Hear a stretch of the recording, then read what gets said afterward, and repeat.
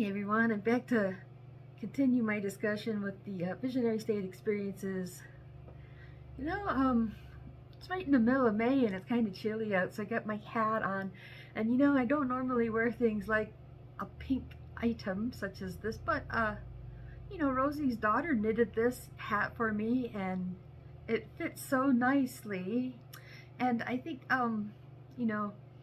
maybe I've lived in Colorado for so long, my favorite show, South Park, right? Like they always wear hats like this in Colorado. So maybe it's a Colorado thing that's carried over, and now I'm getting ready to go back to Denver. And so I've been sharing about some of the weird stuff that was going on while I was living in Denver over my past couple of videos on this subject. So my very last video, I just it was sort of off topic, but it's still on topic because I was been sorting out my life. I've been sorting out my junk, and by sharing these videos, I'm also sorting out my reality and my experiences. And so that's what I want to talk about today is over the last couple of videos where I've discussed the visions, it's like I went through this big reveal where I went through the February 3rd experience, and I thought I discovered this old friend of mine living in the building that, I really hope I would meet again, of course. And then the big letdown when I realized these are only visions and that person's probably not anywhere around there, and whoever I thought was him could be somebody else. So that was also really scary. And so I was really upset that first of all, I realized this is all going on and I didn't know. It's like that's the 18-year span of my life, where something has been just happening right under my nose. And then it was very humiliating, what it made me say to people and stuff like that. I felt like it was like a really mean prank. It got me to say that I love Bill Lieb and that I'd marry him and all that stuff. And then then I come to find out, that he's already married and probably has no interest in me whatsoever, right? So anyways, I really had an emotional meltdown. My friends had left me and none of this is real, and I'm just like, what's even happening to me, and that's when I started contemplating all the other conversations I had. Well, there are, different experiments and stuff, maybe they've been experimenting on me, or, maybe I've been contacted by extraterrestrials and now they're watching me, who knows. I mean, I just got super paranoid, and that looks like signs of psychosis, that looks like signs of schizophrenia. Those kind of people worry about stuff like that, and so I don't want to be one of those dorks, that worry about stuff that's not real, but I've always had an interest in the paranormal, so in a roundabout way I'm kind of asking for it, so me going into visionary state, I kind of asked for it because I remember some time ago I was thinking, I wish I could have visionary state experiences, and oh, I wish I could see the future. And so maybe I wish that would happen, and this is how it was presented to me. It's like, no, you can have visionary state experiences and you can see glimpses of the future, but you can't really count on it because look what they did with Billy and Baldus and all this information. But anyways, I was still kind of confused about what was happening, and I was still kind of angry at Frontline Assembly, and I was really angry at Psychic TV, so I collected all the music that I had by those artists. So I had a really heavy bag of CDs and cassettes. Now, earlier on I had mentioned that in my tape collection here I have everything from like the 80s and early 90s that I used to listen to, except for my Frontline Assembly, because I got rid of it all. And so somebody asked me, well, why did you get rid of all your Frontline Assembly? Well, this is why, because I thought, that Bill Lieb and Topi and all these people were, doing something to mess with my head. And so I was still kind of mad at them. I still wasn't sure who to be mad at yet, so that's where I had to realize it's really not their fault, and it may, I can't hold any of those people accountable. But at the time, I had all that music and I took it down to the used record store.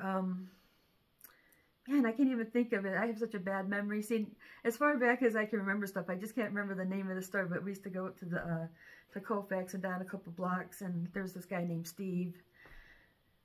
And so, so I'd go in there because you could get like a lot of good stuff in there, like I'd go in there and find like techno, industrial and stuff like that. And then I would sell stuff there too. And so I had like my entire Bill Lieb collection. I'm going to say that's Frontline Assembly, Delirium, and all of his side projects. and all my psychic TV. And so that was super heavy. Kind of, the strap kind of hurt my shoulder trying to carry all that music to the store, and I sold it all.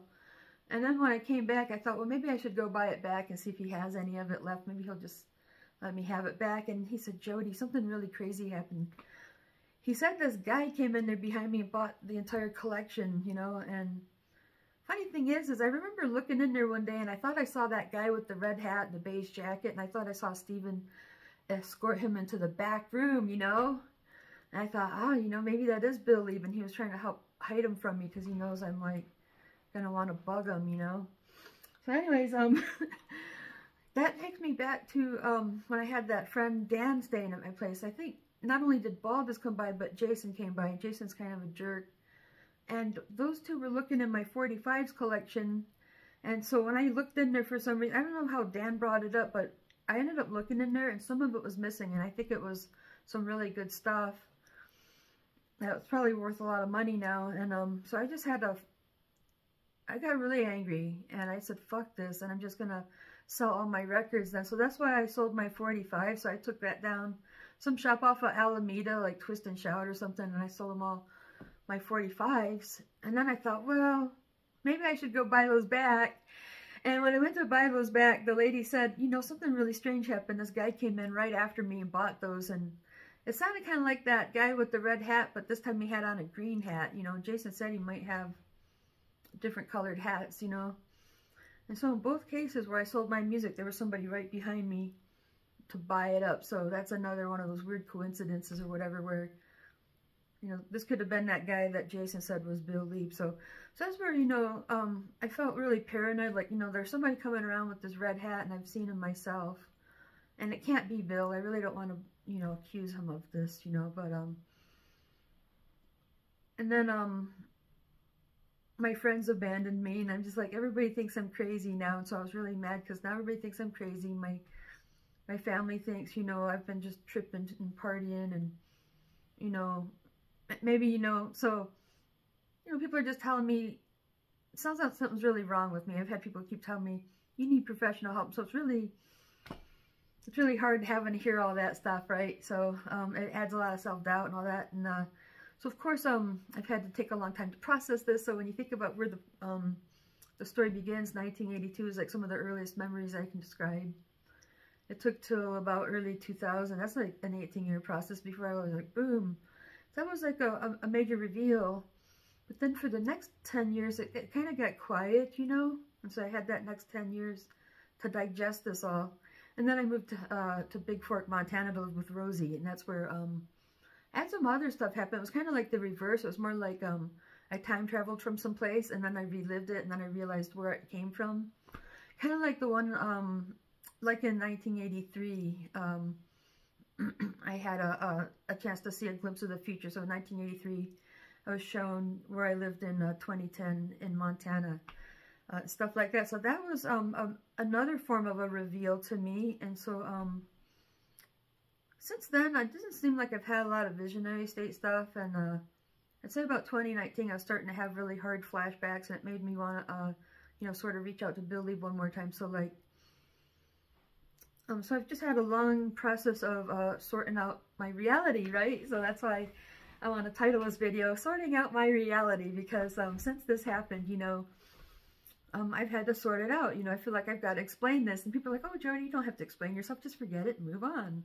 Tra-la-la-la-la-la-la. And it's like, well, you know, good news is it's harmless. Like, nothing really bad happened except that I think, you know, that I spoke about it to the wrong people and then got the kind of attention I don't like. So that's really the worst thing maybe to come out of it, you know.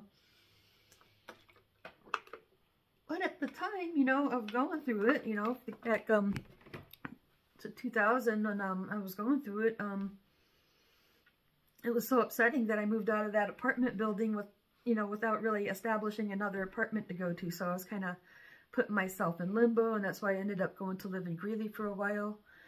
And then, even then, like, I just couldn't stop talking about it. And then when I had the opportunity, I went to stay with Rosie. So by 2009, I felt like I still couldn't stop thinking about it, and I still couldn't stop talking about it. And so that's why I came up here to live with Rosie. And so, So anyways, like if we examine what's happened to me, the easy answer is like, Jody, it's just your imagination. That's all. You know, you've been through some, you know, traumatic experiences, and that's why you have an imaginary friend or da-da-da-da-da.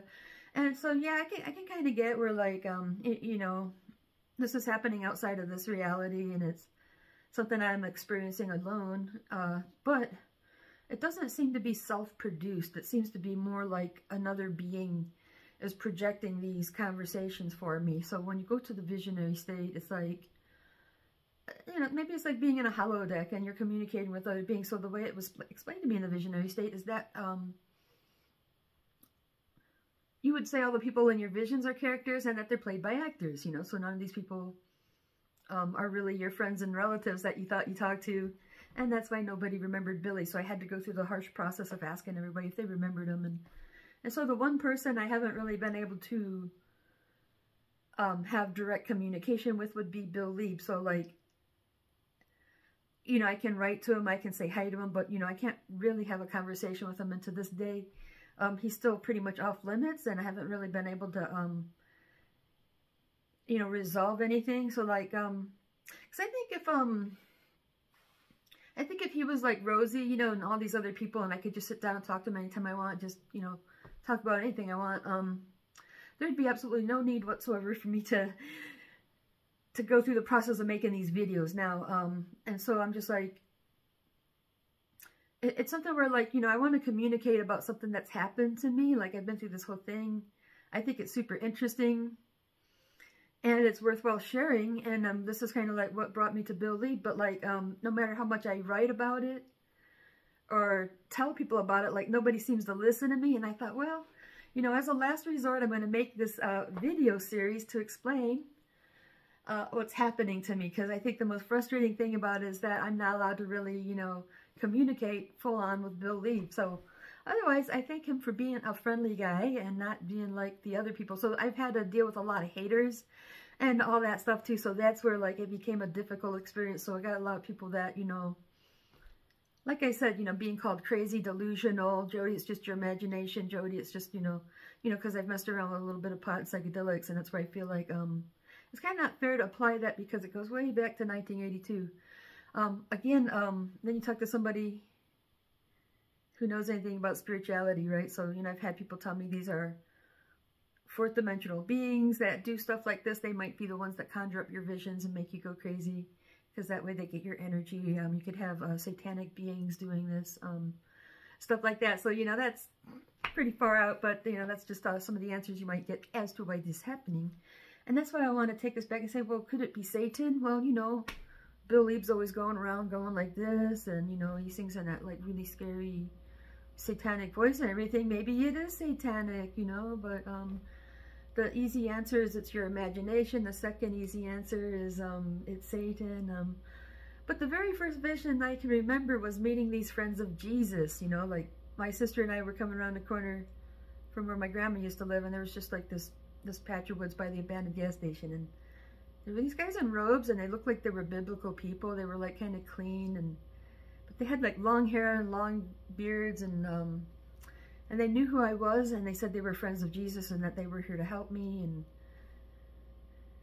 and nobody remembers that but me. So that's like the only clue that I have. This is visionary state. So this is how I go through separating my visions from realities. I've had to ask everybody, you know, do you remember Billy? You know, so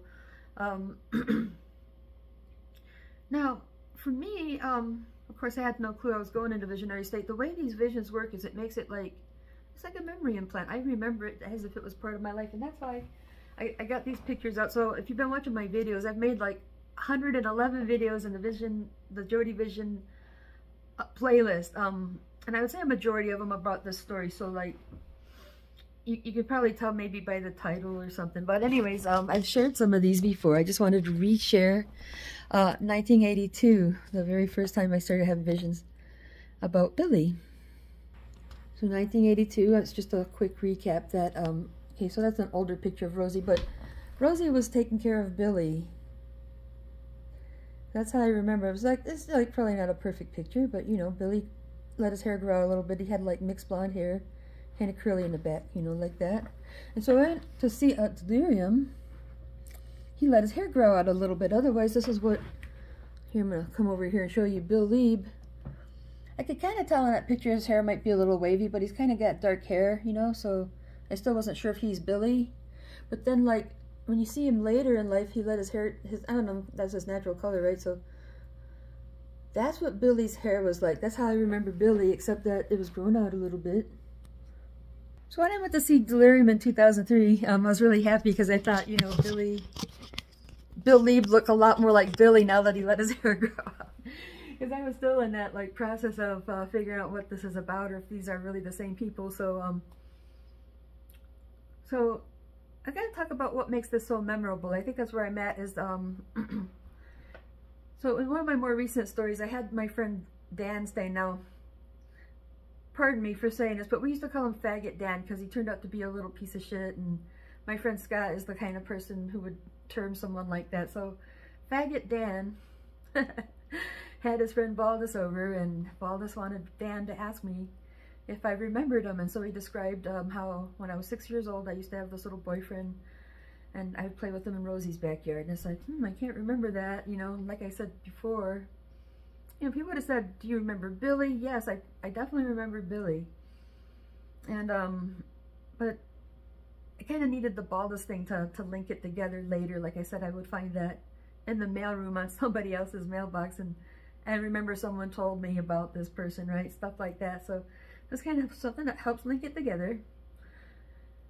So then I remember back to that conversation, like, oh, okay.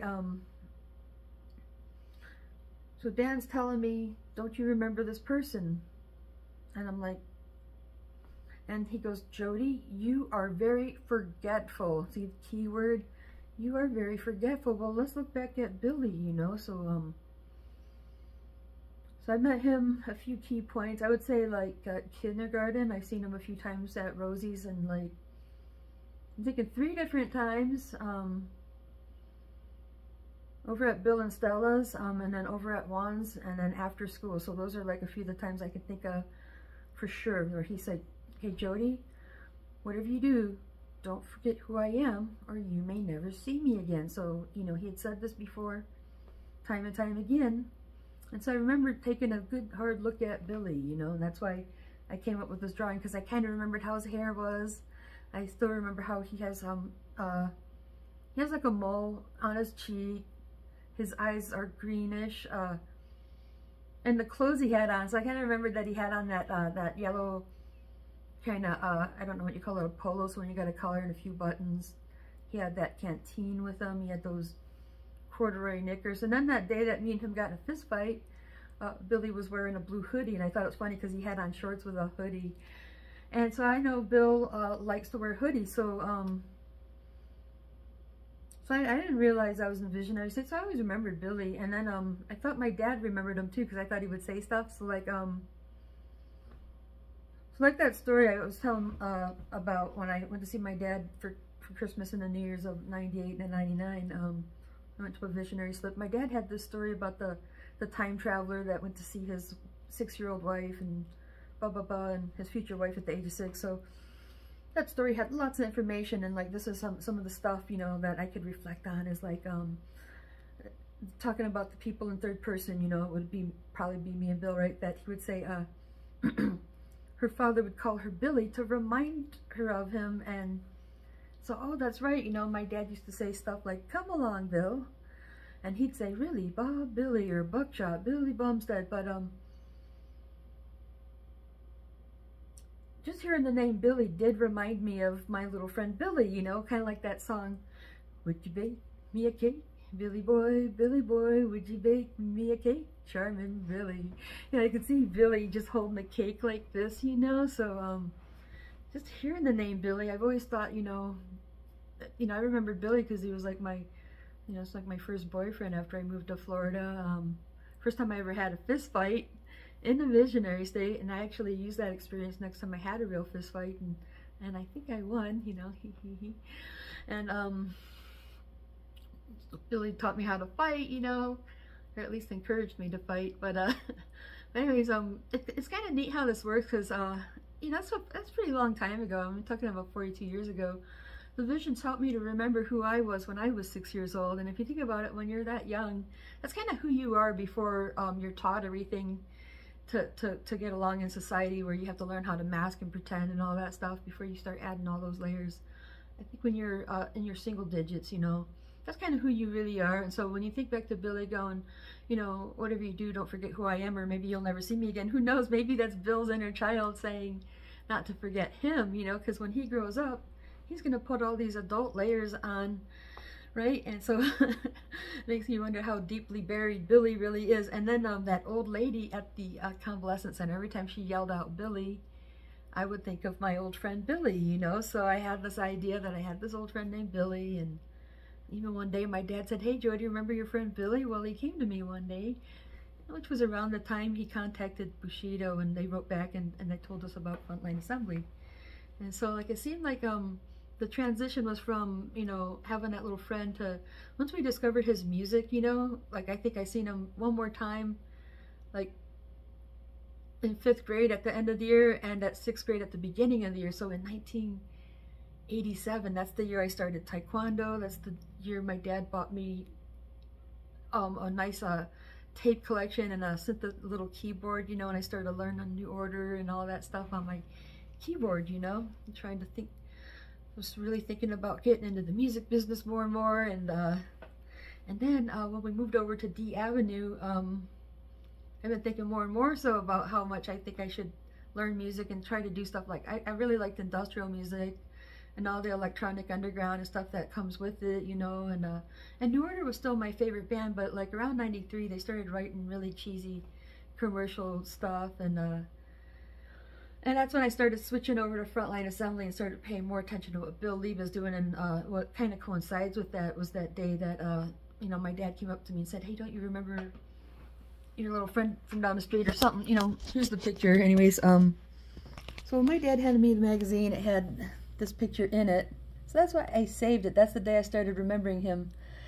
Now, so just how, this is kind of crazy how this helps me tie my memories together. Now when I go back to the 1980s, you know, the early 80s, they're like, I was kind of touching on, is where okay, so I remembered Billy because he loved me so much, right? But I also remembered him because he and I got in a fist fight. And, but, you know, a lot of that stuff, like, it really had to be kind of, like, triggered, you know, like, I need this stuff to trigger my memory. Like, I read that magazine article, and it's like, oh, wow, you know, Rosie said his name is Baldus Van Buren. He said his name is Baldus Van Buren, but then he told me that Bill Lieb is the name his father gave him, and, you know, I started remembering all that, and so it makes me wonder which one is real. And so I'm being told Baldus Van Buren isn't real, so that's where, like, you know, going into visionary state, it's like I'm being dealt all this information from the future, but the beings that are dealing the information seem to have a good sense of humor. Either that or my brain's just a real crisscrosser. So, you know. So anyways, so it kind of gets confusing because it's like, I think by the time I start realizing what's happening, I have a lot of stuff to go over and all these stories and stuff, and I wanted to point out, you know, some of the small miracles in there, like, okay, so what's true and what's not true. So, like, so first of all, I've had plenty of time to sort out what's been a vision, what's not been a vision. But then I'm kind of looking at, you know, what it's saying in it, you know, how valid is some of the information. Well, for one thing, in 1983 probably, we were listening to this New Order album quite a bit. So I got this out, this New Order album. We were listening to it in the car when we were going to the beach. And I remember seeing Bill and Stella out at the beach, and I thought they had Billy, you know. And then when I went over to Bill and Stella's house, I had a vision that I was in the future looking out my neighbor's window, and I was listening to this Armin van Buuren album on my CD player. So in 1983, I saw myself listening to an album that was released in 2008, and that was one I was jamming out to in 2010 on my CD player, right? Now, I can't really prove any of this stuff. All you can do is, you know, trust my memory. So, I think that's awesome, you know. So when I caught up with 2010, that was kind of awesome.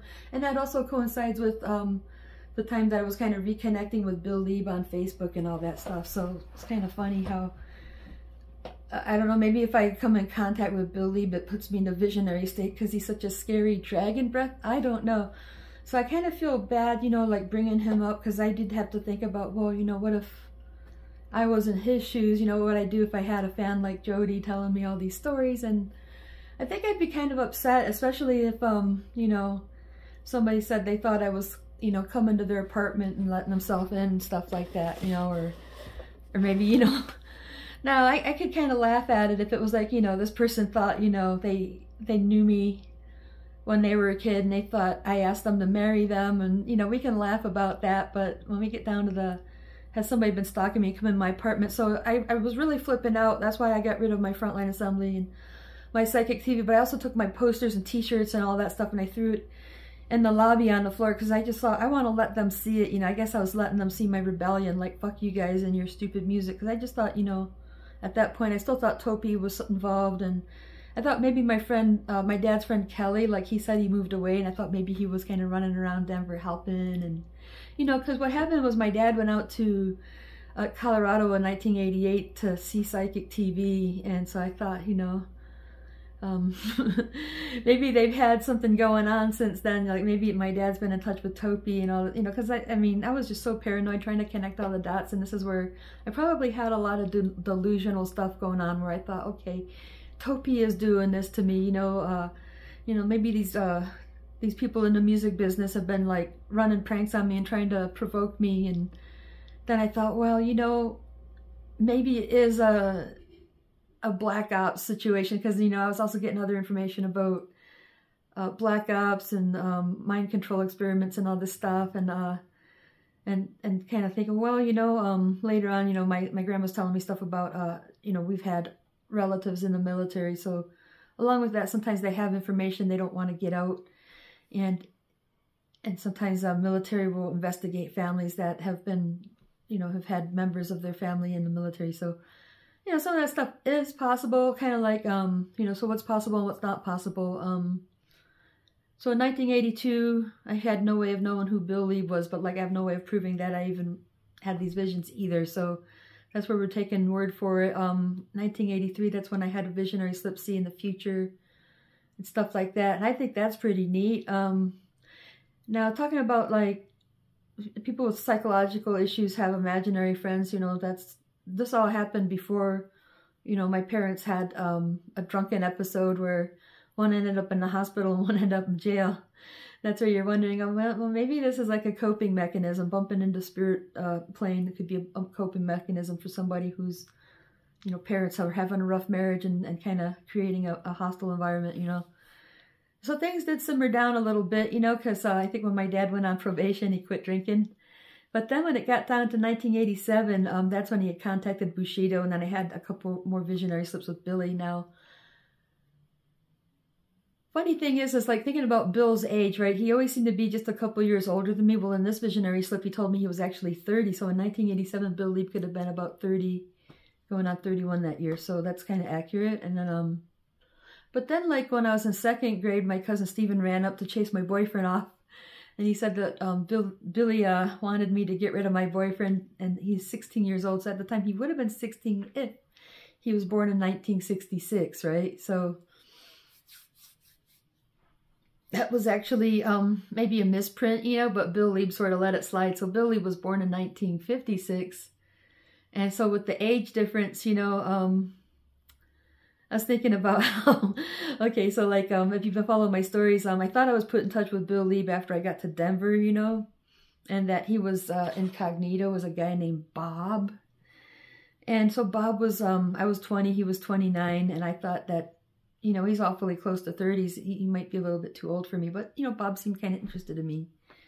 Okay, and so finding out that Bill Lieb is actually 19 years older than me, it's like, I'd normally consider this to be someone who's too old for me, you know. I mean, for God's sake, Bill Lieb's old enough to be my uncle, you know. In fact, he is the same age as my Uncle Bob, so there's a small synchronicity, you know. Same age as my Bob and confused with somebody named Bob, right? So that could be really Bob Bill. That was kind of getting entwined back in my daddy's joke. So for whatever reason, my dad was saying really Bob Bill. Maybe that's why the visions may have selected the name. But then later on, my friend Kim tells me, you know, I showed her a picture of Bill Lieb. She said somewhere between 2002 and 2004, she was going to these warehouse parties. And she met a guy named Bob that looked just like him, and they were doing coke all night. And so when we look back to like what I'm being told in my visions and what's happening in reality, we're looking at, okay, I went over to Jason's house had a visionary slip. Now, this is somebody who, he tends to be a bullshitter and a liar. He's the one that kind of started explaining to me what visionary state is and that we're in it. He says part of the prophecy is true and part of the prophecy is false. And then he gave me a bunch of information pertaining to Bill Lieb that sounds kind of rude and disrespectful. So, women's underwear, Bill wears women underwear. He's losing his hair, he wears a wig, all this type of stuff. Now, some of the stuff I haven't verified, and some of the stuff I wouldn't believe, right? I went to some warehouse party looking for Billy, but I couldn't find him all night, and the guy tells me he was sniffing coke all night. And then I have this other friend, oh, that's Bobby, he's sniffing coke all night. And so I've never seen him do it, so I'm not going to say he does it, but, you know, it's just, you know, these are visionary slips all over the place. And anyways, let's see, what else did Jason tell me out of that? And this is just fun to review because Jason told me that Bill Lieb is bisexual. He's attracted to both sexes between the age of 18 and 20. Bill Lieb is a sugar daddy and all this. And well, Faggot Dan used to go down to Cheeseman Park, you know, to find sugar daddies. And so that's how he met Bob, who shaves his ass and does a lot of coke. Right? An old bald ass. Anyways, the bald ass thing might have been just to coincide with the name Baldus Van Vuren. Jason telling me, you know, Bill's going bald, he wears a wig, might have been part of that joke. But I did think I saw a guy coming out of my friend Amy's apartment and going down to the old man's place. Looked like he could have been Bill Lieb wearing a wig, you know, like he was trying to disguise himself as that neighbor, you know. Now, another prophetic vision tying in with that neighbor down the hall was in a visionary slip where I thought I saw Jeremy Inkle going down in there. I didn't know who he was yet. This is like, you know, the visions I had in 99 into 2000. My friend Jeremy pointed him out and said, that's Jeremy Inkle, you know, and I think he kind of mentioned that he was going down there to see Bill Lieb and that they have a homosexual relationship. So there's another link, again, trying to sort out this storyline, right? My dad mentioned that Bill Lieb brought a young man into his band that he found sexually attractive, you know. And so, in reality, Bill Lieb got hooked up with some dating website and he met himself an 18-year-old college girl who claims to be a model. And then shortly after that, he started hanging out with either an 18 or 19-year-old boy named Jeremy Inkle. And they were just hanging out at his apartment one day, and Jeremy showed him his demo. So he asked him to join Frontline Assembly. So it seems to be somewhat true that, you know, Bill Lieb took on this young girlfriend, and I think she was living rent-free while she was going to college. Kind of like they say, you know, somebody was telling me I should find a sugar daddy so I could get that same privilege. It's got to be somebody, you know, sometimes you find these nice older guys that'll, like, give you a place to stay and take care of you as long as you know, are their sex partner. And then when you're done, you can, like, go on with your life, go get married and have kids like a normal person. And so that's where, like, you know, there could be some truth in that, you know, like giving her free rent and board as long as she's going to college and paying him sexual privileges.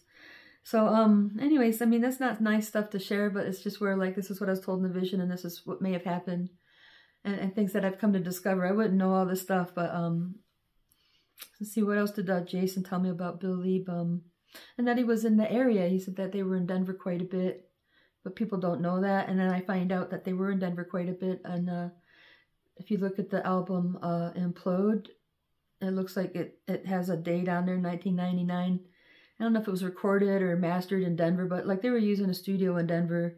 Somebody mentioned that they were off of Logan and Alameda. That came up a few times, kind of like with the I'm So Sexy channel and that other owner, Bill, that was the mystery viewer. And but then later on, I'd meet this guy named Kyle that was supposedly involved with Delirium Poem. He was like a didgeridoo player.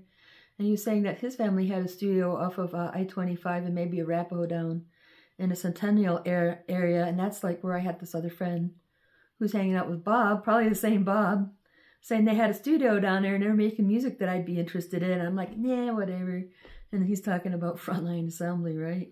So stuff like that, you know, like getting information here. Like I shouldn't have known that they were in town, but it turns out that they did come down to do some studio work and that Chris Peterson, his keyboard player at the time, was seeing a girl that worked nearby. So that's where I thought I saw the guy that looked like Bill Lieb coming from that general direction. And that when he saw me, he tried to go the other way. And so that's where, like, you know, if that's not Bill Lee, but I don't know who it is, so I don't really want to accuse him of that. But, you know, it's like after all this stuff happened and I threw away all my music, you know, I've had to spend a lot of time sorting this out. Like, okay, where did I have the visions? What part of it's true? Okay.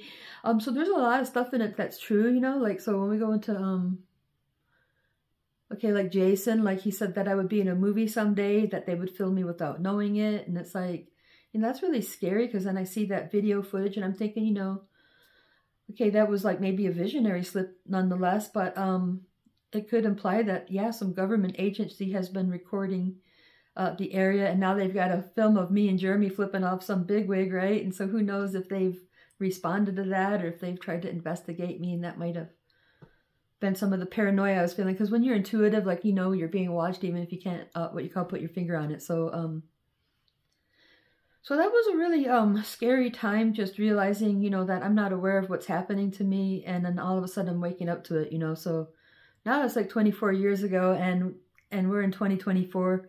And I was thinking, you know, things have been pretty mellow. Like, I haven't been having these visions, but it still kind of frustrates me a little bit, you know, like where I've been able to talk to everybody who's been in my visions but Bill Lieb, and in a roundabout way, I feel like I probably wouldn't be interested in him if it wasn't for the visions, you know. I hate to say it, you know, but it's one of those things where, like, I used to listen to Frontline Assembly a lot. I used to listen to Skinny Puppy a lot, New Order and all that. But, like, I don't really listen to that stuff very much, and I don't really think about those people very much anymore. And but the thing is these visions have always kind of helped make him part of my mind, you know. So, like, kind of like him saying, "Don't, whatever you do, don't forget me." Well, I certainly haven't forgotten Bill Lieb, you know. And in fact, I can't.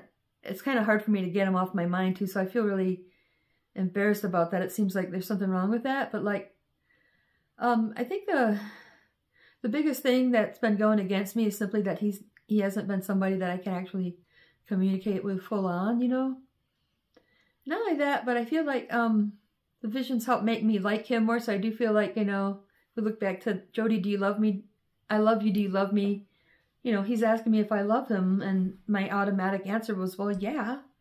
I just felt like I loved him the day I met him in the visionary state, and I felt like I loved him the day I met him in reality.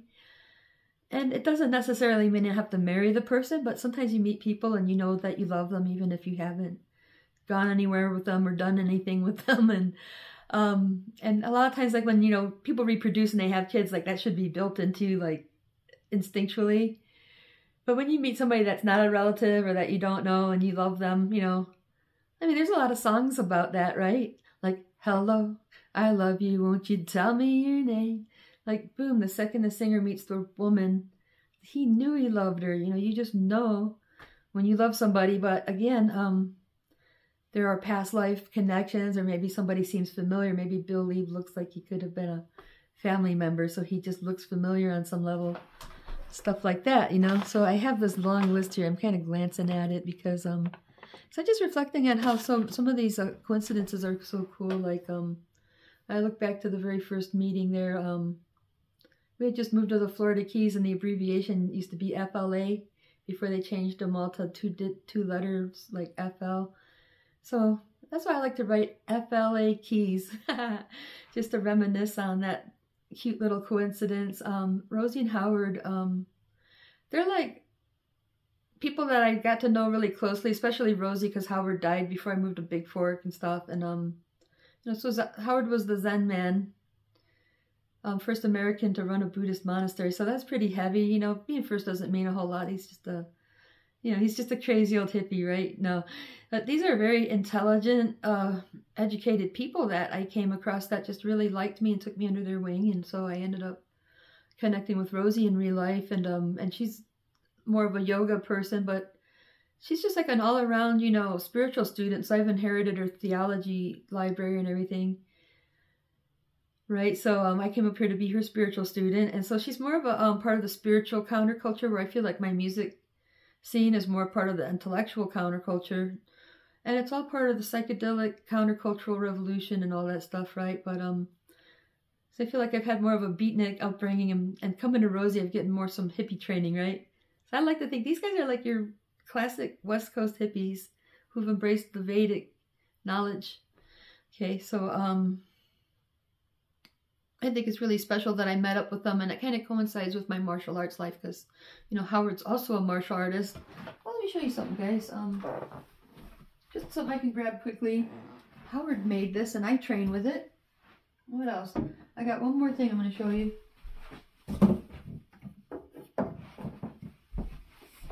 Howard made this, and I train with it. I've got a collection of weapons that he's made, and I've got his artwork and everything, so...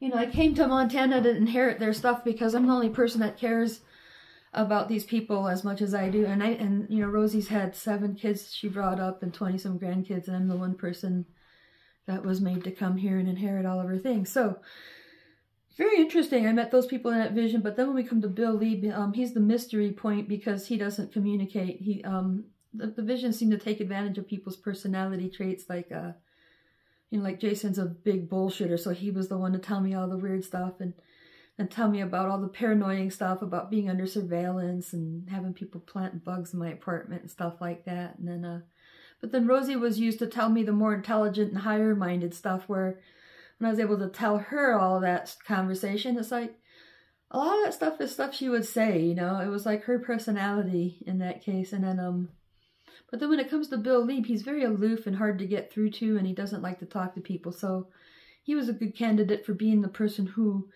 I can't communicate with. He kind of puts the mystery in the package, right? So not being able to communicate with Bill Lee, it kind of frustrates me to this day. I still feel like I wish we could be on talking terms. And you know, after all that I've been through, I feel like, oh, I definitely love Bill Lee, and he's definitely welcome to be a friend of mine for the rest of our lives.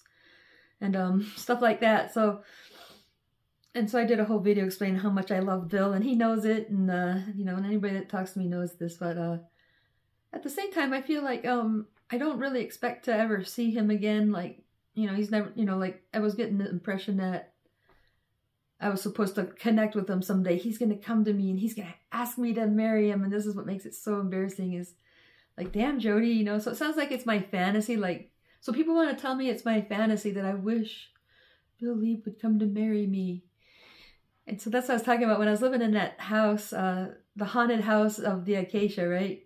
On the Halloween tour every year around Halloween. Thought,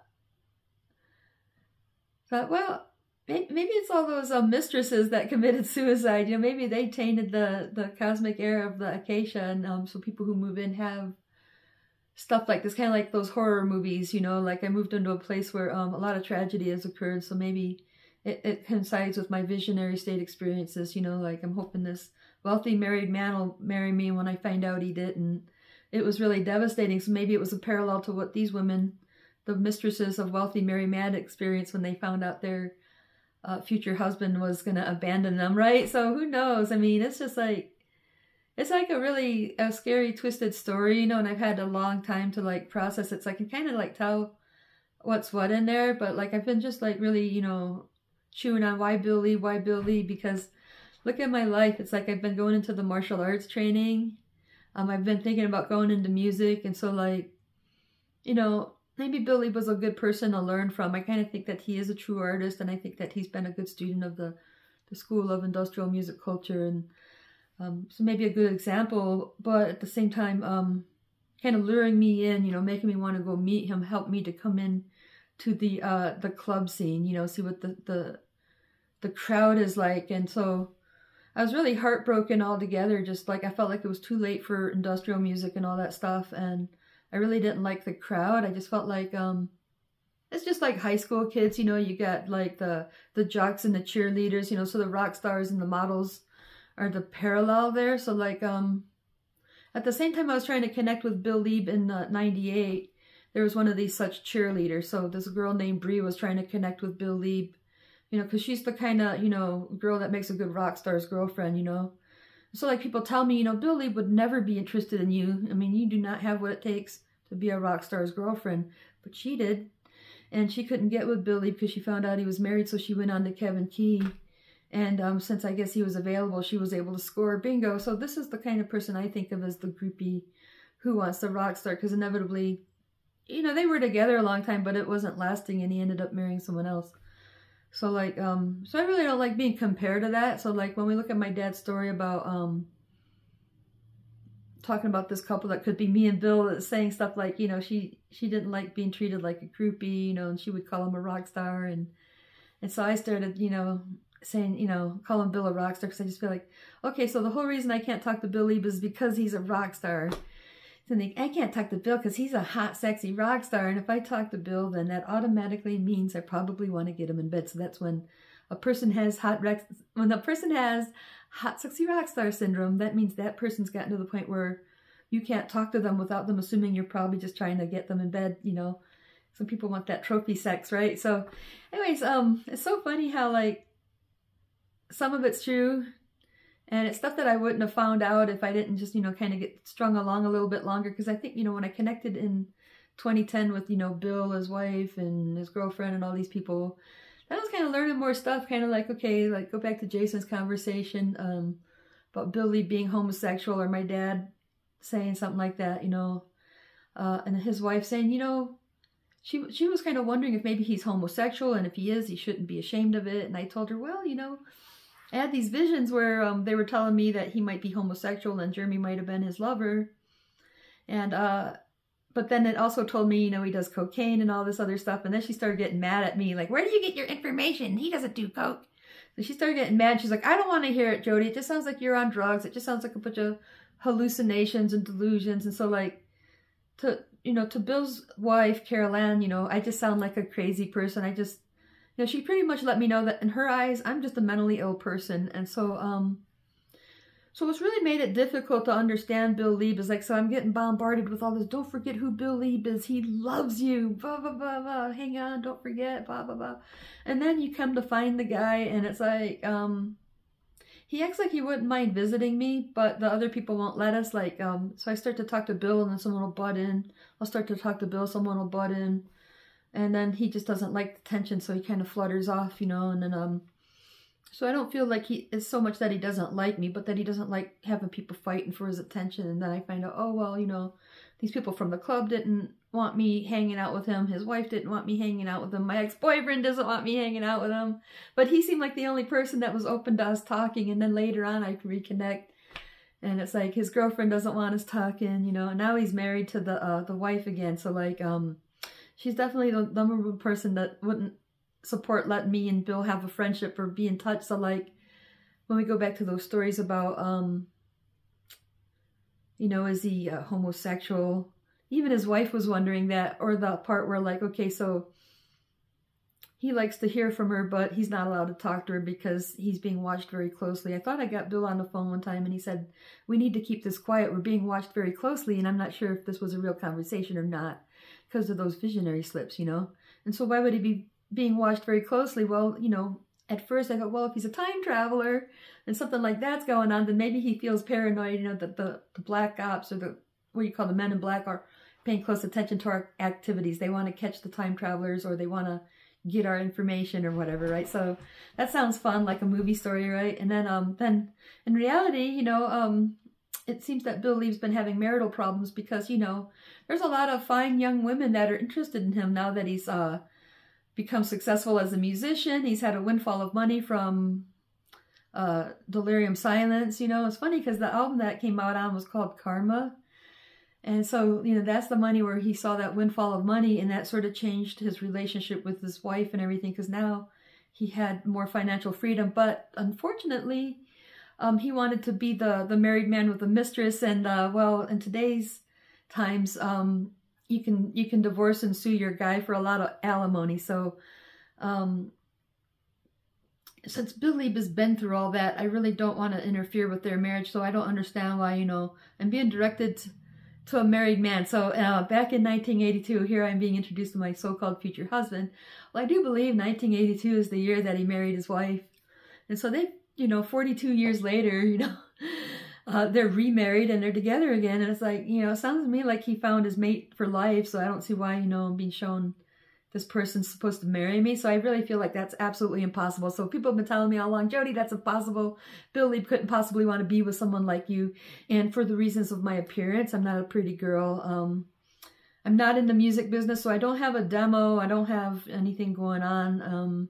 So I really don't have much going for me. So there's really no reason why Bill Lieb would be interested in someone like me, you know. So But I've had to ask myself, well, what would I do if it happened? You know, what if, you know, the prophecy came true and the guy asked me to marry him, you know? It'd be really hard to turn it down because I feel like I was conditioned, you know, like since I was a little kid, I always thought Billy was my idea of who should be my boyfriend. And then I started seeing them as being the same person. I realized, you know, if I was introduced to a Bill Leeb as a proper age, he would seem like a scary older person to me. I probably wouldn't have been interested in him. So the fact that I can look at Bill Leeb and see the Billy in him, you know, I can see the person that was 8 going on 9 in him, right? So, you know, maybe that's a numerology thing too. Like, you know, the meaning of 8 is like the arts and 9 is higher spirituality. So maybe Bill Leeb's like you know, he's an artist that is going through his levels of mastery, you know, so he's going on to higher spirituality as an artist. That would be nice. But if Bill Leeb was born in 1966, he would have been 8 going on 9 at the time that I was born. So I was born in 75. And from what I understand, that's kind of when industrial music was getting started with, you know, Chris and Cozy and Throbbing Gristle were starting to form up. And it's a fun thought that, like, hey, you know, maybe the reason I took the incarnation as Jody is because I was kind of responding to industrial music. I kind of came here to respond to industrial music. And when Billy threw his hands in the air, he's 8 going on 9, and he's going, I want to make music. So maybe Bill Leeb made a wish, and I was one of the fairies floating through the air, and I heard his wish, you know. And I took this incarnation so I could be on time for industrial music, so I could be on time for Bill Leeb, you know. And even if me and him don't connect, I had a really cool dream that there were all these people passing this glowing ball of light down. And Genesis Peorage was like kind of down the line from me, you know, so this ball's coming along and it came to me. And at some point I had to carry this light, you know. And so like when we study music history, like when we look at the history of industrial music, we want to look back further to where we are tied in, you know, like so people that listen to Cabaret Voltaire, you know, those guys were art students and historians. That's where they get their band name, you know, so that goes back to the 20s. There was underground music, and then it goes back to magic was always underground, you know, stuff like that. So true magic has been underground. Truth is being underground, you know, like there's like mainstream culture, but it seems like the truth carriers, they kind of have to operate in the underground. So like industrial music is about carrying the torch of truth. It's about coming face to face, but industrial music's also about dealing with trauma and mental illness and stuff like that, you know. So there could be a lot of good reasons why, you know, the visionary state has taken me in to a place where I'm being put in contact with Bill Leeb, and it helped me to see the condition of our music scene, you know, and the narcissistic systems that are around there, where it's evolved into a rock star groupie division. And so you got your jocks and your cheerleaders, and you got the fans, and it seems to be losing touch with its original purpose and its original cause, you know, where you know, industrial music is a psychedelic movement. It's part of a cultural revolution. It's part of you know, true liberation and stuff like that. And then what happens after it becomes fashionable, then there starts to become rules.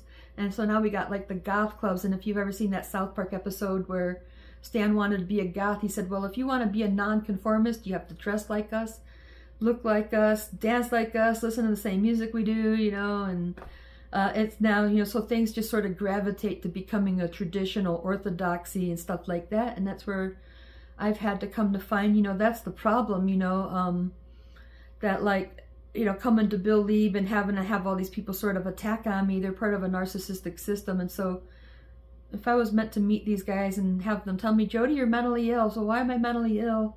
Let's go back to my upbringing, and that our family's a narcissistic system. But then we look at the whole culture we're in. There has a tendency to be narcissistic behavior. You know, so some people have a personality disorder. Sometimes it's just part of our culture. So the whole transition we were facing is a paradigm shift. We're coming out of the slave and master paradigm and into a true anarchy. And that's all to do with recognizing what narcissism is and eliminating it from our life. So, so if so if you've been listening to my story, I have to examine what drives me crazy. Absolutely, narcissism drives me crazy. So that's given me the mental condition I have. And then some of the interactions I have, like coming to meet Bill Leeb and his wife, instead of just talking to me directly and letting me know that they're married and that they got my letter, they they played little mind games. They dropped a little hint that they might have got my letter. Bill Lieb let me think I was being invited to their hotel room. Maybe it was an accident. I don't know. I thought I was being invited. And then I got labeled a psychotic bitch. I got labeled a stalker. I got accused of trying to get Bill Lieb in bed and stuff like that. And so I was really heartbroken that our scene is so retarded, you know. And so that's why I bought a plane ticket to fly my dad into Denver to meet Bill Lieb. And then I told somebody who might know him, that guy, that Polish guy, I can't remember his name. He might have been in contact. He said he knew somebody from Frontline or something. I thought, well, maybe they canceled their show because I told them my dad was coming. I wanted him to talk to Bill Lieb for me because that way maybe they want to accuse him of trying to get Bill in bed. At any rate, I don't know. So that's where, you know, when you're dealing with somebody who won't communicate, it's a form of narcissistic manipulation, except that it's kind of passive aggressive. So like if you ever read the book Celestine Prophecy, there are 4 kinds of control dramas, and you have the you kind of have the person that's playing aloof, but the person that's the opposite is the person that's the interrogative person. That's the person, they're going to yell at you, they're going to demand answers, you're going to answer their questions, and they're going to smack your answers down. You're never going to make the right answer. And so those people teach you to be aloof. So if Bill Lieb has a personality disorder that makes him aloof, maybe he had somebody in his life that was constantly yelling in his face. Now, if you get somebody that's a step higher, they're yelling at you and they're violent, they can also create the poor me. That person's like, oh, why does everybody hurt me? So I feel like I've become both a little bit aloof and a little bit of a poor me because, you know, my dad gets mad and he yells and he hits us. And then when you get those people that interrogate you and your answers aren't right, you know, so you gotta think, well, what's my mental disorder? What's Bill Lieb? You know, maybe Bill Lieb has a personality disorder, which makes it hard for him to communicate because somebody taught him to shut up, you know, so maybe his release is being able to yell his lyrics as loud as he can. So maybe that's why the music comes on so powerfully, you know, because, you know, Bill Lieb's been put through a rough upbringing. He's had somebody try to, you know, make him shut up. And I feel like that's why I have a hard time talking too. So one of my biggest hang-ups is I have a hard time talking. And so not only do I have a hard time talking, but the stuff I'm talking about, like if, okay, so there's a lot of truth to the whole parallel dimensional timeline thing, okay, in visionary state, but if the powers that be don't want people to understand this, they may also be doing little things like, okay, you can make your videos, but we're not going to let anybody watch them. So I'm doing everything I can to communicate what I've experienced, why I took an interest in Bill Lieb, and kind of my side of it, because I don't want people to think I'm just crazy, because I think that if you've been put through something similar, you'd probably fall for the same joke, you know, like, so I felt like I fell for a pretty good joke, but it could have just been part of the way my spirit beings are communicating to me, because they see potentialities, they see the future, and they know my mind. Like whoever's communicating to me in the visionary state has a pretty good sense of humor, and that's why we get the whole Baldus Van Buren, you know, and then there's Bob who shaved his ass and all these little jokes, and then tricking me into thinking somebody wanted to marry me, and he's a pretty good candidate for a lot of reasons, but I think the biggest thing going against it is that he's already married, and then like me and him could never be friends as long as he's married to that person, because she doesn't want her husband anywhere near me, that kind of thing. So I feel like I have to forget about Bill Lieb somehow and try to like and put this in perspective as something that could be useful to me as far as you know, if I want to go ahead and make music and do all that stuff, I should have plenty of what you call confirmation. You know, that's what my my visionary state might be just telling me, you know.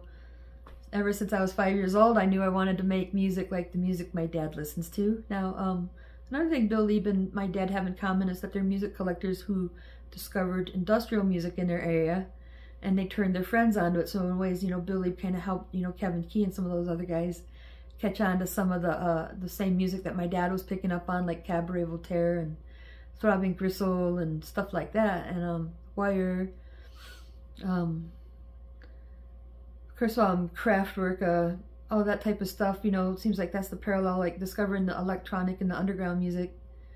So my dad made friends with some people that were kind of just walking by the house. Like Kelly was somebody who would just walk by the house, and one day my mom said hi to him, and next thing you know, Kelly started coming over, his friends started coming over, they were playing in the basement, Then they moved to Colorado and started a band called Human Head Transplant. And then they started connecting with Genesis Peorage and Temple of Psychic Youth. And when I got out there, he was still friends with Boyd Rice, you know. And so I thought if I went to Denver, I could do industrial music, you know. But then Kelly flew the coop.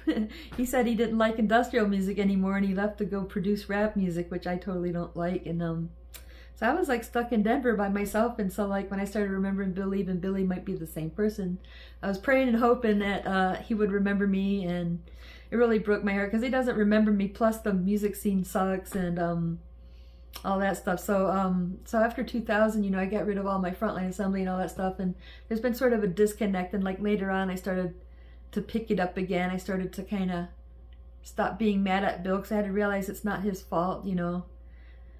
So the only thing I could say Bill is doing is like it's sort of inadvertent, you know, but it's like I feel like it's causing me to look kind of bad, you know. I feel like a lot of people have been shaming me for being interested in him, especially if he's not interested in me. So that's like a really big one.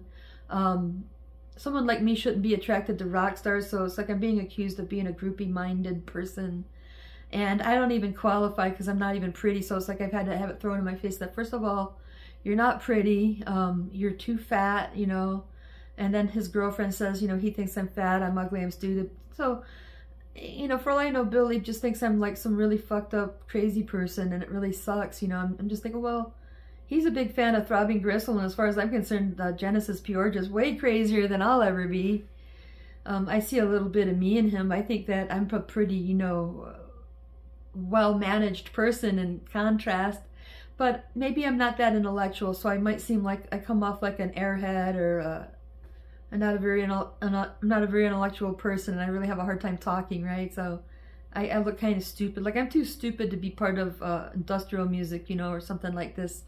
So I'm not on Bill's level. They're like elitists, they're intellectuals, and you know, stuff like this, you know. I really don't like that mindset. I feel like I don't really like this music scene if they're all like, you know, they got this like cheerleader, jock and cheerleader kind of relationship. So anyways, you guys, I really wanted to talk about what I've had to do to separate reality from the visionary state, but at the same time kind of separating, you know, the meaning of this, because, you know, again, the number one hang up is Bill Leeb is this mystery person who was like kind of the center of attention throughout these visionary states. It's like it was so important to remember who he is. So I just feel like I don't always have good luck with things. I have a lot of things I should count as a blessing, but when it comes to stuff like this, I just feel like, why can't I just have my cake and eat it? You know, why can't I just have, you know, the person that was presented to me? Like, it's kind of like I used to have this friend named Sean, and I'd stay the night at her house, and she'd show me stuff and be like, hey, Jody, do you like this? Do you want it? And then if I said, yeah, she'd say, tough. You like this? You want it? Tough. So one of the things I learned in English class in mythology, because we were learning mythology because a lot of English words come from that. And tantalize comes from Tantalus. So this person was put in a place something like Hades. And the way he was being tortured is the fruit trees would hang down so close he could almost pick them, but he could never quite get it, right? And the water would come up to his chin, and he was so thirsty, and every time he would drink it, it would recede. And so I feel like it's almost like Bill Leeb's being used to tantalize me, you know? So it's like I've got him right here at my fingertips. I could call him. I could leave him messages, you know? Kind of like the whole reason he was used in my visions, because someday it would be possible for us to meet each other and all this stuff, perhaps. And but he won't communicate. He won't talk to me, you know. And I've talked to him a few times. It's like, hey, feel free to call me anytime you want. You're always welcome to write or call. I read all your messages. I appreciate all your messages. But he never lets a conversation go far enough to get past the small talk, you know. And so it seems like when I do talk to Bill Leeb, it's almost like he's kind of got me at the end of his stick. Like, okay, I only have a short amount of time to talk to you. Okay, I hope you're doing well. Thank you for your messages. Blah, blah, blah, blah.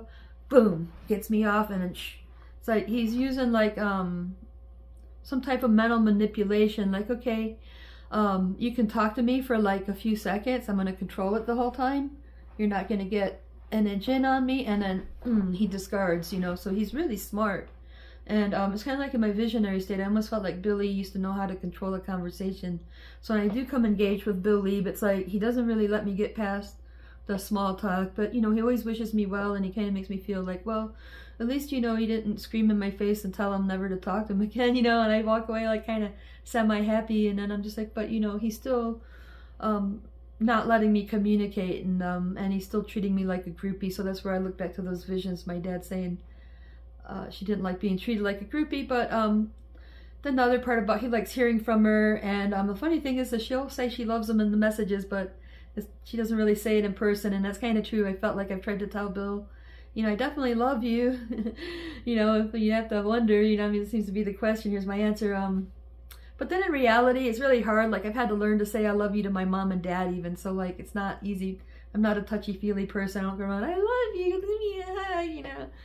That's why I like pets. You know, you can hug on them and all that stuff, and it's kind of open there. But, like, I really don't go up to people and touch them. And so, it's very difficult for me to deal with something like this where, like, okay, I go back to Rosie's conversation. You have this soulmate. He's known you all your life, but you have to write him and you have to tell him all this stuff where you're never going to see him again. So like, oh great, now that puts me on the spot, because it's like, I definitely don't want to let this go, but at the same time, it just what you call really put me on the spot. It's been a really embarrassing situation. Like if at least me and Bill Lieb made friends and we were talking and all this stuff, you wouldn't have this whole thing of videos and I wouldn't have to do this. But and contemplating, you know, why the fuck is this happening to me? You know, sometime last week I had this really funny dream. I really wanted to share this. I was sitting on this couch and it seemed like Bill Lieb was coming over. It was almost like he was going to lean down and hug me, but then he just reaches back to post up on the couch. And he steps up 1 foot at a time. And then he just crouches down on my lap. So his feet are to both sides of my lap. He crouches down and he pins me to the couch. And I've got this big torso in front of me. But he's on the phone and he won't let me talk to him, you know. He's in another conversation. I have to wait for this to end. So I was just kind of sitting there hugging him, you know, just like, I don't know what he wants to do. I have to wait for him to get off the phone. But I felt like I was holding a big, giant bird. And if you go back to the beginning of the JodyVision playlist, that was exactly what I was saying, bleebing birds. Maybe I like Bill Lieb because he's like a bird, you know, like he's like right there. It's almost like you can engage, you know, maybe you want to pet this big, soft birdie. You're just about to pet it. Your hand is right there, but then it flies away. And this is what he keeps doing to me. It's almost like, it's okay, you can pet me. And then it flies away. So it's kind of like that, you know, if you ever tried to pet a bird or a cat, they almost like, sometimes a cat will do that too. They'll go on their back and offer their belly. Right before you pet it, gets up and runs, you know, you feel like you're invited, but then they evade, you know. And so it's like Bill's been kind of like, yeah, you're welcome to call me, you're welcome to write me, you're welcome, but then it's just kind of like, shoom, leaving an opening, shoom, leaving an opening, making me miss my mark, you know. Just, it's torture to me because of the way Bill's personality is. So maybe he doesn't mean to mess with me, but he's inadvertently kind of jerking me around. And then the gaslighting, that's when people are just like, Jody, you're crazy, you don't know what you're doing, you got a wild imagination, you have a lot of fantasies, your mind overpowers, and it's like, well, that's only because of the narrative. So like the bottom line, I've been going to visionary state, I've discovered a parallel dimensional timeline, but because of the narrative about Bill Lieb, the reg star, it makes me look like a stupid fuck, you know. So that's where it's torture on my mind. And so it's like they've made this album called Endgame, Cyberactive Endgame 2024. And I was thinking, you know, this year I want to end this game. So coinkadinkly, I do want to end this mind game. And so the way I choose to do it is by communicating as much as I can.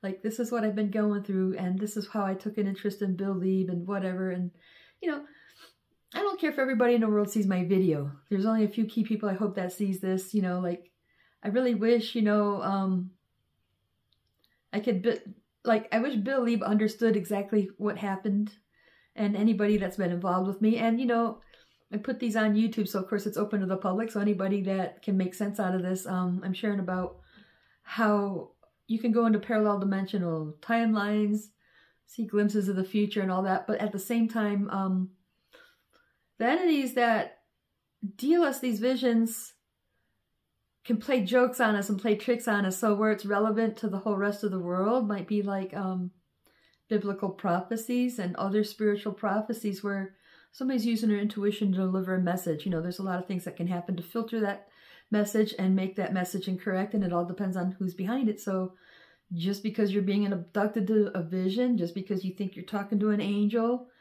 doesn't mean you can take anything for face value. You can just take it as it's a piece of information, and later on you'll see the confirmation through the fruit of it, right? So anyways, that's where I'm trying to look at this in hindsight with clarity and intelligence. You know, what has happened to me. Being abducted into visionary state made me think I had a friend named Billy.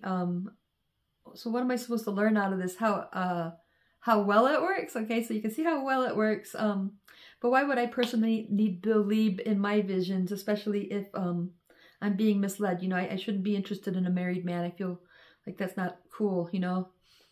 To due respect, you know, that's not cool. So, I mean, I'm not interested in a married man. That's, and the whole thing has just been super embarrassing and humiliating. But then we look back at what the band is. What do they talk about? The visions are telling me we're going to see Armageddon. That's not something I talk about very much, but Bill Lieb seems to be talking about something similar. A lot of people are talking about this. If you scroll through YouTube right now, so many people are having end times prophecies. And so, so maybe that's where, like, I have to get ready, because I could end up having more prophecies and stuff. So, like, you know, if you're going to be watching videos about prophecies, or if you start having them yourself, you got to be open-minded to what the content is and who's telling it. And don't, you know, think you know what you're talking about. Always just, like, kind of, like, be open-minded as we move forward. And when you understand how this works, when you're seeing glimpses of the future, it's not set in stone. It's a potentiality. We could potentially be facing Armageddon, and there's a lot of normal indications, like the stuff you're seeing in the news. We're seeing a lot of weather anomalies. We're seeing more sun flares, and there's a lot of people that have an itchy trigger finger. So anyways, you guys, I really wanted to come back and touch on what I've had to do to sort out reality, as far as figuring out what's real and what's not real, what matters and what doesn't matter.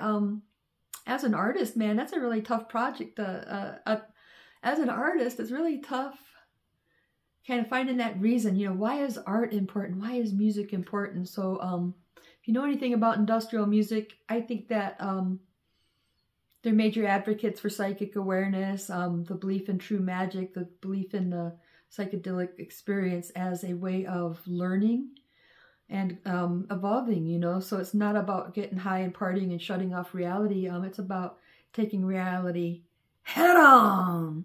They even have a song, make every situation head on. So we're going into a reality head on.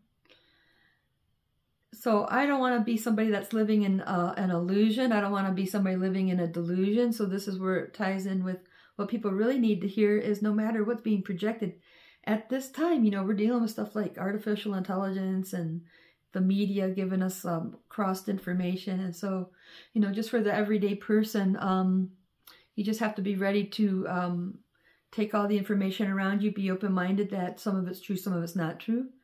And so whether you're like me, going to visionary state, or just watching the news, I think it's a lesson for everybody to try to make sure you're rooted in reality, and that you have to learn discernment no matter how psychic you are or how animalistic you are.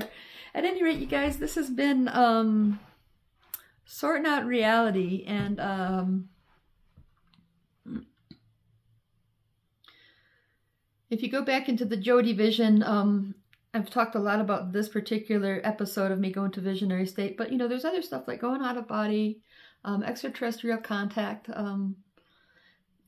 a dream state experiences. Even anytime, you know, you close your eyes and you let your body rest and you still continue to be conscious. So we can experience conscious presence inside the body. We can experience conscious presence outside of the body. And then once you get outside of your body, you can go to all these different levels, you know. So that's where I think it's a fun discussion about going to visionary state. I just really hate, you know, being set up and tricked into thinking,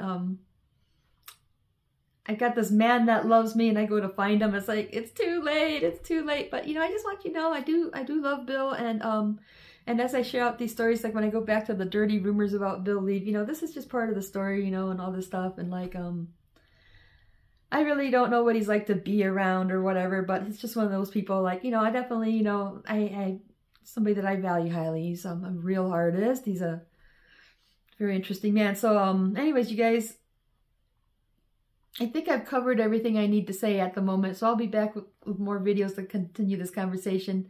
Have a great day. I'll talk to you soon.